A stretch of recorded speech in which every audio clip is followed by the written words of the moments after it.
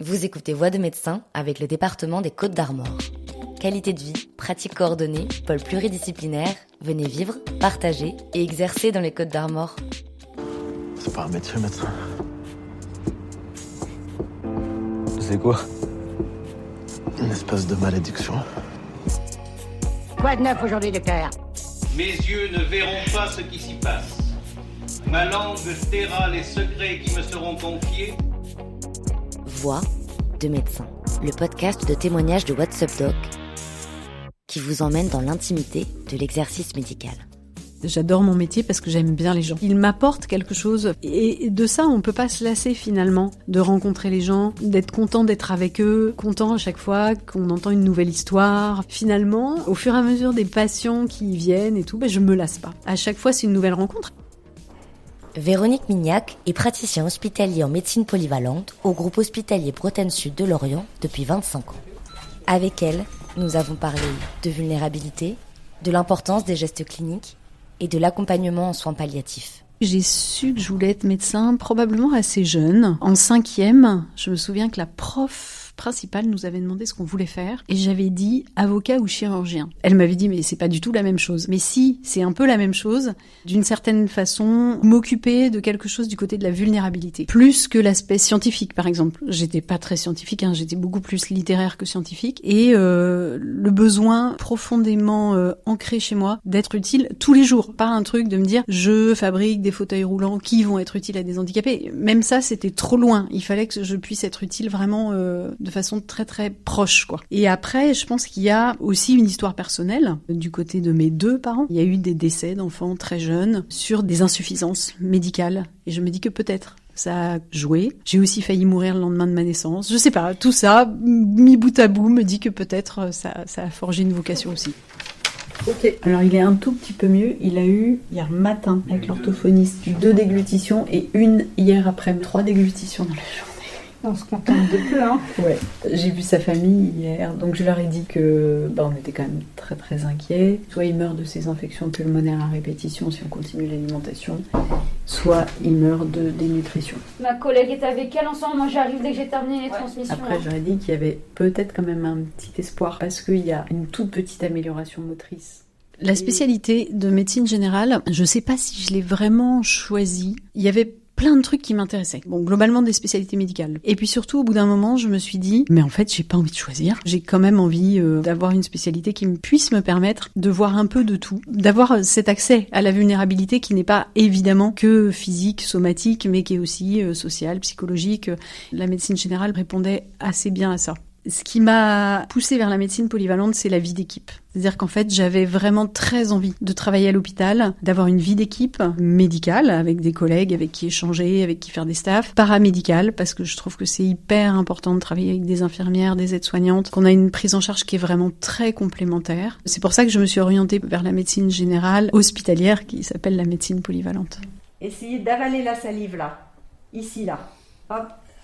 Ah là. Peut-être c'est passé là. Ouais. C'est un monsieur qui est pas très vieux, qui a 70 ans, mais qui est très très très abîmé par l'alcool. Grosse infection pulmonaire.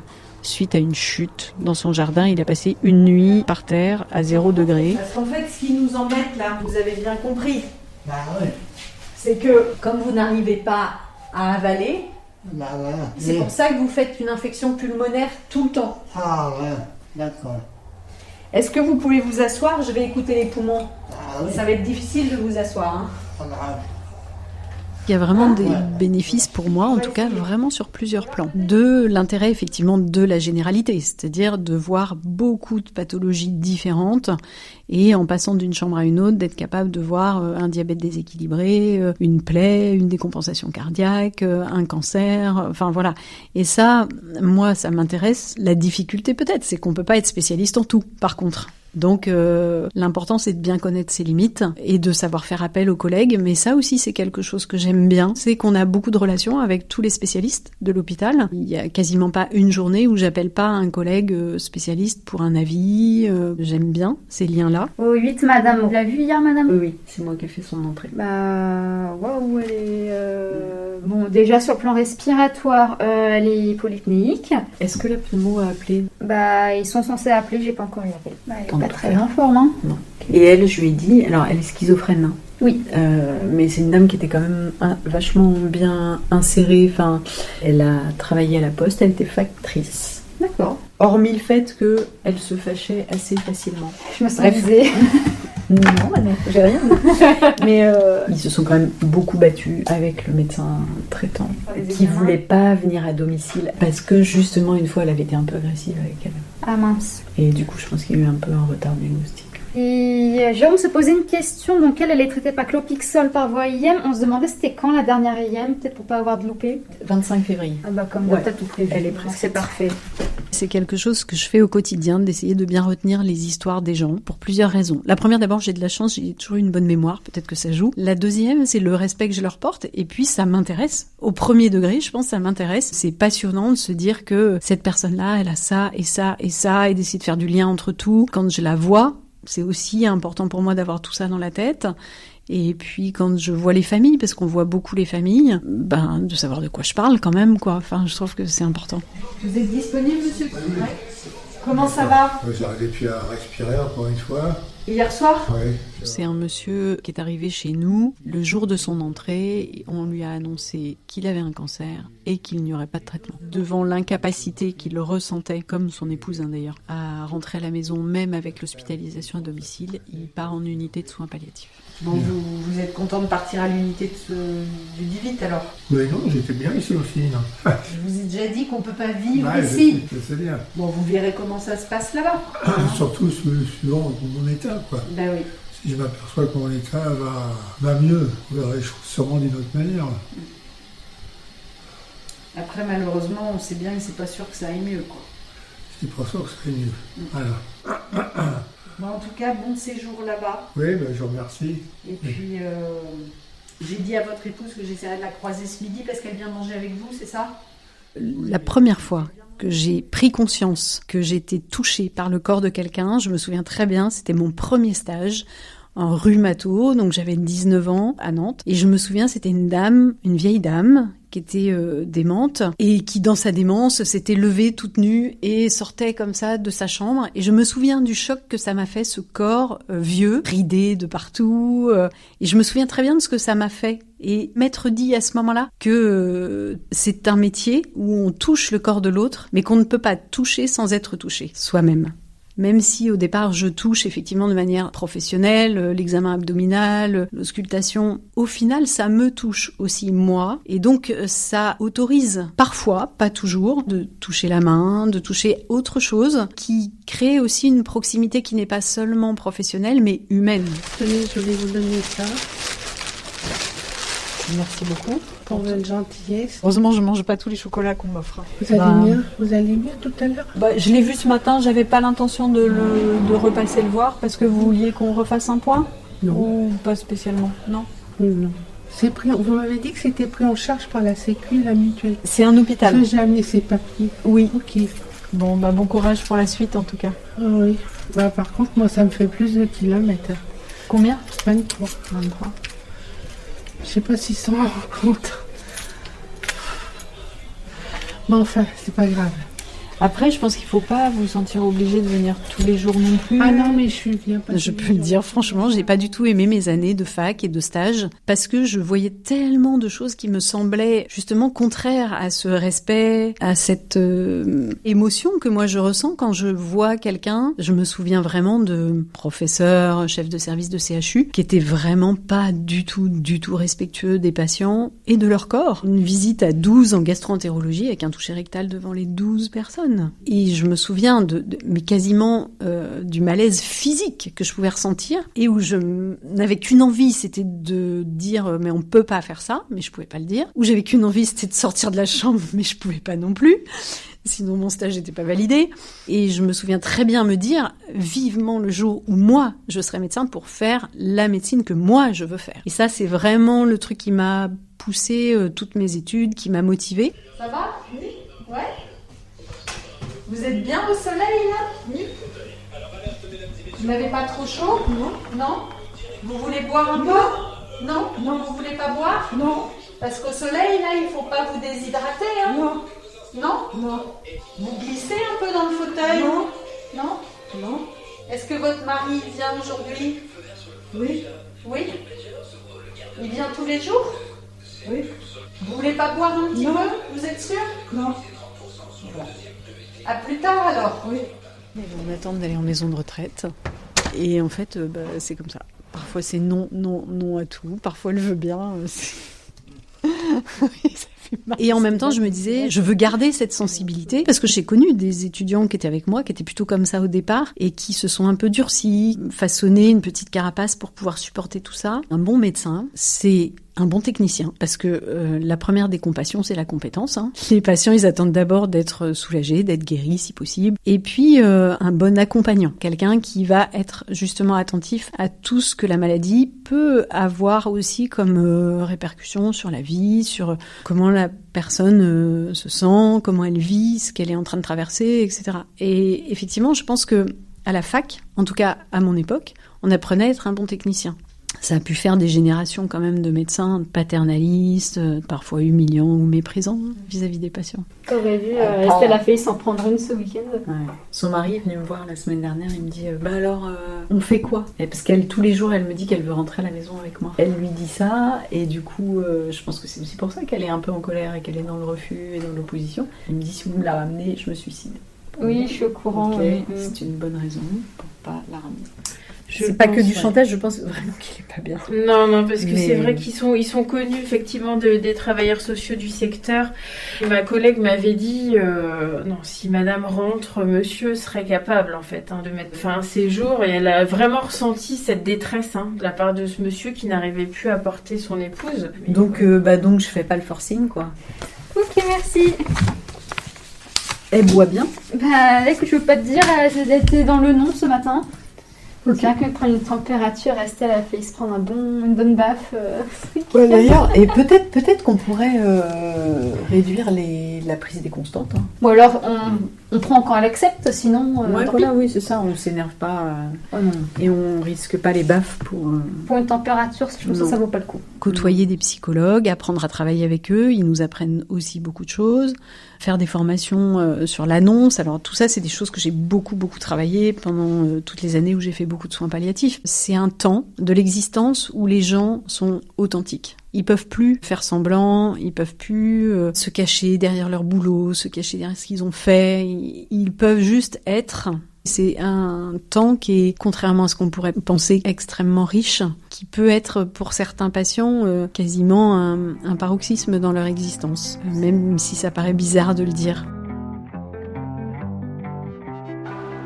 Je me souviens d'une dame assez jeune, elle avait 48 ans, qui allait mourir d'un cancer multimétastasé, qui me disait que, après avoir traversé pendant plusieurs années la maladie, les traitements, etc., et s'être battue intérieurement contre la colère qu'elle ressentait à l'idée de quitter ses enfants, qu'elle me racontait tout le cheminement qu'elle avait fait justement pour apprendre à être. Elle disait, maintenant que j'ai appris ça, c'est la première fois de ma vie, et c'était quelques semaines avant de mourir, que j'ai l'impression d'être aussi intensément. Pendant longtemps, j'y ai pensé et je me suis dit, ouais, c'est tellement important ça, finalement, d'apprendre à être. Et peut-être pas seulement quand on est à la fin de sa vie, mais il y a tellement de choses qui font barrage à ça dans nos existences un peu futiles, c'est une belle leçon de vie qu'elle m'a donnée et c'est quelque chose que je peux apprendre moi aussi.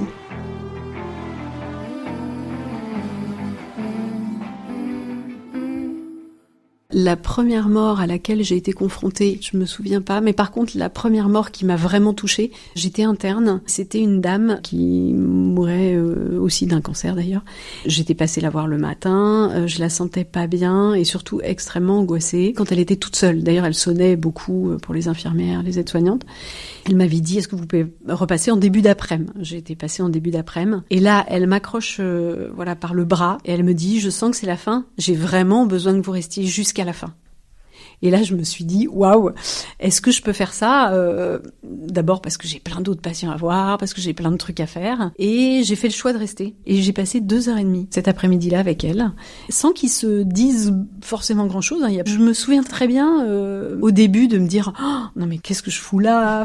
Et avec le temps, finalement, je suis là, je lui ai dit oui. Donc je tiens ma parole, je reste là. Je vois encore très bien son visage.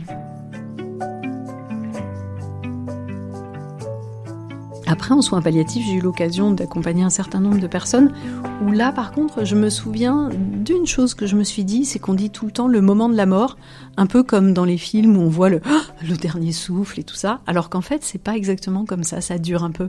Il peut y avoir une respiration, puis encore une, alors qu'on s'y attend pas. Et puis le patient respire plus, puis son cœur bat encore. C'est plutôt les instants de la mort, c'est plutôt au pluriel, plutôt que le moment de la mort, quoi. Et finalement, ça, c'est quelque chose que j'ai l'impression d'avoir un peu découvert avec ces expériences-là.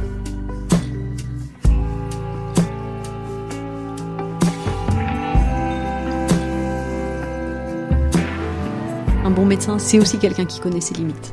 Moi, il y a plein de fois où je sais pas et je dis je ne sais pas. Je me souviens de ma première erreur. J'étais urgentiste tout au début après ma thèse. Je suis passée à côté d'un diagnostic chez une dame aux urgences qui a du coup dû aller en réanimation, être dialysée. Elle s'en est sortie, mais ça a été une grande leçon d'humilité pour moi. C'était une dame qui présentait des douleurs abdominales importantes. J'avais fait des examens complémentaires. Il y avait probablement un début d'infection, mais c'était vraiment minime sur la prise de sang. Sur le scanner, on voyait rien. Je l'ai du coup soulagée, pensant que c'était plus des douleurs fonctionnelles. Et en fait, elle avait une salpingite. Et l'infection s'est propagée et c'est comme ça qu'elle a fini en réanimation. Pendant plusieurs semaines, j'étais pas bien parce que c'est terrible de se dire qu'on a dans ses mains cette responsabilité-là. Je le savais avant qu'il fallait connaître ses limites, je le savais qu'il fallait rester humble par rapport à ses connaissances, mais là j'en ai fait vraiment l'expérience. Je l'oublie jamais, cette dame. Quand j'ai des doutes, je repense à elle et je me dis, allez, va plus loin. Bonjour monsieur. Depuis quand vous avez mal ? Depuis hier. Hier quand ? Vous m'en avez pas parlé ? Là, ça fait mal quand j'appuie ? Ouais. Ici, là ? Voilà. Je regarde. Vraiment, il y a quelque chose qu'on remplacera jamais, je crois, même avec l'IA. Alors bon, je m'avance un peu. C'est ce qu'on ressent quand on échange avec quelqu'un. Il faut suivre son intuition. Parfois, les gens disent une douleur. Non, si un petit truc, mais voilà. Puis et en fait, si, ce petit truc-là, il est important à entendre. Et puis, effectivement, ce qu'on sent. Par exemple, j'ai toujours bien aimé l'examen abdominal. Je trouve qu'on sent des choses dans les mains. Si le tissu est tendu, s'il est détendu, s'il y a une masse, s'il n'y a pas de masse, s'il y a des gaz, s'il n'y a pas de gaz, on sent plein de trucs, en fait, dans les mains. Et je trouve que ça, il faut pas le perdre.